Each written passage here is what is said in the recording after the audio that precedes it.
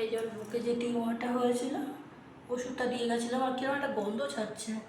আর এই যে ওষুধ তো বারবার ওকে ইঞ্জেকশান দিয়েছি, মানে যাতে রক্ত না পড়ে শুকিয়ে যায়, তাও একটা গন্ধ ছাড়ছে প্যাসেজের এখান থেকে। আর এই যে টিউমারটা, ওকে ওষুধটা দিয়েছি, মনে হয় ওখান থেকে ফেটে গিয়ে রক্ত হচ্ছে। আর কী অবস্থার গায়ে, ওষুধটা দিচ্ছি কিন্তু খাওয়া দাওয়াও তো করে না, খাওয়া দাওয়াও তো করে না। এই আজকে আমি আসি বিস্কুট টিস্কুট নিয়ে এসে পেট ভরে বিস্কুট খাওয়ালে কি হয়? ওষুধটা খাইয়ে দিয়ে গেলাম, যদি ওই ঘাটা দিয়ে পুষটা বেরোচ্ছে ভালো করে শুকিয়ে যাবে, ওষুধটা দিয়ে গেছে।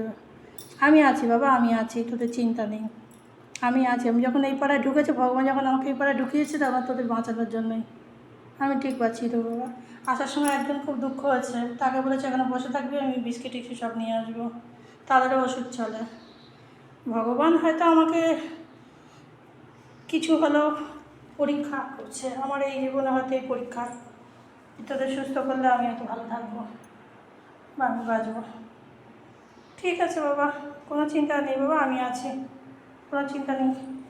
একজনকে তো বাঁচিয়ে দিলাম পুরো সুস্থকে দেখলে মনে হয় কি বল লাগে, ওপরওয়ালা যদি থাকে তো ঠিক বেঁচে যাবি, তোরও কিছু হবে না আশা করি।